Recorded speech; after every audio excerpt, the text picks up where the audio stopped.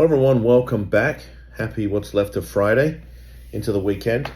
So this is a video about the Baker Act, and the question that we were asked this morning was, how do I know that my loved one has been Baker Acted? So the scenario was a woman had taken her adult child to the ER. I think there was an issue with her medication, and it's just one of these unscrupulous hospitals. She had health insurance, and of course that made her a big target, and she got Baker Acted.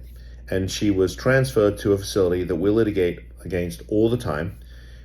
They are a Baker Act receiving facility, and they love people with health insurance. And this is their MO. So the potential client said, well, I'm not doing anything until I know for sure she's been Baker Acted.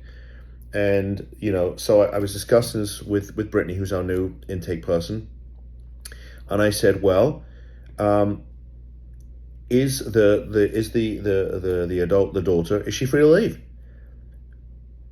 And Brittany said, no, the mother says that they're holding her, but she needs to hear the magic word, she's been Baker Acted. And I said, well, look, sometimes the facility doesn't say you're Baker Acted.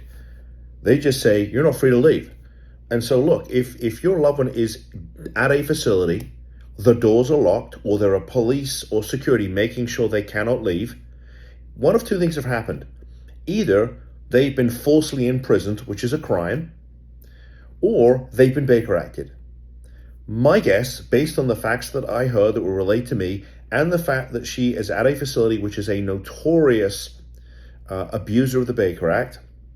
In fact, this particular facility was just mentioned in a New York Times article that came in a couple of days ago about this particular facility and some of its sister facilities abusing the whole involuntary detention system all over the country. I said, based on the facts that have been relayed to me, this individual has been Baker Acted. She has been detained by the state of Florida. And if you're waiting for the facility to sort of give you the magic words, by the time they actually do, if they ever do, it's going to be too late, because they'll probably have a court order by that place. And then, the daughter's not going to be coming home for the next week, 2 weeks, month, 6 months, whatever it happens to be. And a lot of time, these facilities are not going to tell you, well, they've been Baker Acted. Why? Because they don't want you to know. Why don't they want you to know? Well, because they want to collect the insurance money, and they don't want you calling somebody like me who's going to drag them into court and ask them to explain to a judge why they have illegally detained your loved one.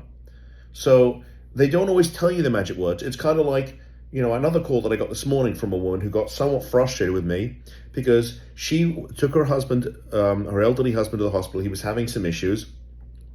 And they asked her, do you want to have him assessed? And she said, yes. So they said, sign here. You know what she signed? She signed a voluntary admission agreement, not realizing what it was.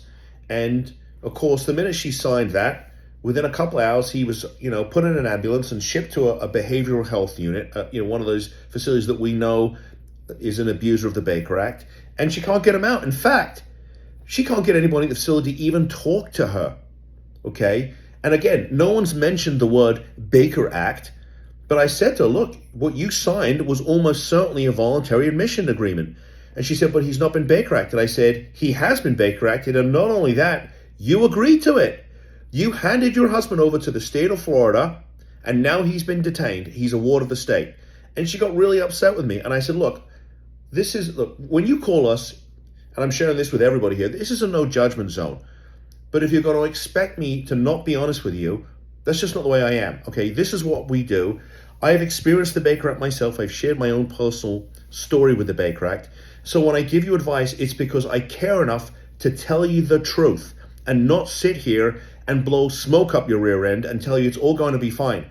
Because if your loved one's been Baker Acted, chances are it's not going to be fine, especially if the facility or the hospital you went to flat out lied to you or tricked you into handing your loved one over, not knowing what the consequences were.